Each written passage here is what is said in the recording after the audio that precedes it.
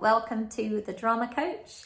This is another update of my screen acting journey with my daughter, and we're on week 5/6, I think, at the moment.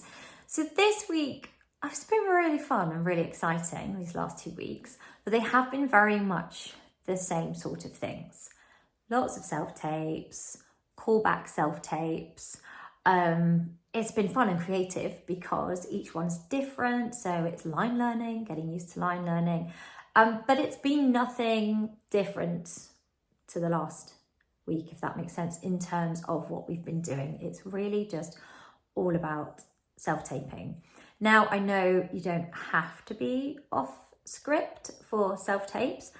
Personally, I think if you've got the time, great. It's going to give you a better performance. But if you're doing lots and lots of self-tapes, they can get a feel for what you can do without you learning your lines. However, for me, for Lacey, she finds it really easy to learn lines. So it's great. It's just, she's like a little sponge at the moment. So it's really good for her learning lines and practicing them off book. For myself, it was more of a challenge. I've been teaching line learning for a long time now, and I seem to know all the tips and tricks how to teach somebody else how to do it. When it comes to your own crunchy old brain, it was a little challenge for me, and I liked it. So when I got to 2 sides that were much more wordy for a third callback self-tape, I think it was, or second callback, I thought, yeah, let's do it. Let's take a couple of days and really get to know these lines. So if you don't know it already, for me, the line learning technique, I like the best when I feel like I know them a little bit, but I'm not really off book, is where you just write the first letter of every word. Interestingly, I tried this in both capitals and lowercase letters, and I found it easier for me in capitals. So I wrote in capitals every letter of every word, include your full stops, your punctuation, etc. And this really helped. I could then read it quickly just with those, and it was like the stage between coming off away from the actual text, but not yet being completely off book. So I liked that. That worked for me. Sorry, I'm knocking the table here. So line learning was a nice fun challenge, and that is starting to come a bit quicker now, and I'm starting to learn lines a little bit easier and starting to believe in myself that I can actually learn lines after a long time of getting out of the habit.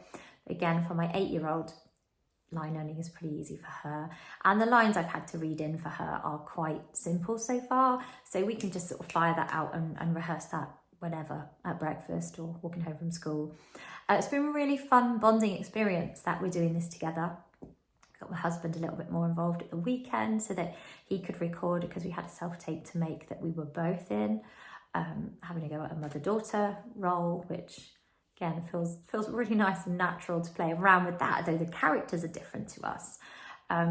It was really nice to do some more self-taping together and get the family involved. My eldest daughter even wanted to read some lines in for us for another one, so that was good.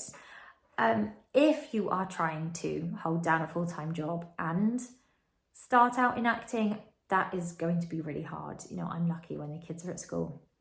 I've got some time and some peace to apply for jobs, get my self-tapes, get my updates done.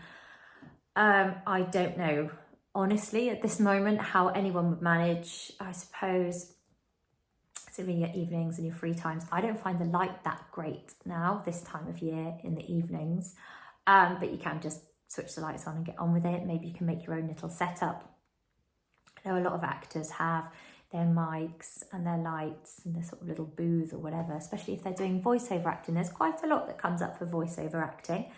At the moment, I don't have a quiet enough or a mic'd enough setup for that, but there's quite a lot of jobs that come up for voiceover that you can do from home, so that would help you keep the jobs flowing. Again, Lacey and I are after screen acting, so we're holding out for those, getting lots of callbacks, lots of self-tapes to do that are really good for us. They're keeping us busy, they're keeping us thinking and acting and trying new things, which is brilliant, and we're lucky to be able to squeeze that in and around all our dance and drama and acting and school and all the rest of it. So fingers crossed for some of those, As I said, it's not a huge update because we are doing more of the same thing, just finding those jobs on Facebook and Backstage at the moment and going for them. I'm still writing my script with my friend. We've been working on that.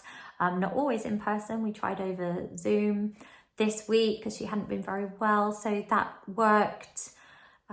Yeah, thanks COVID for giving us that little gem.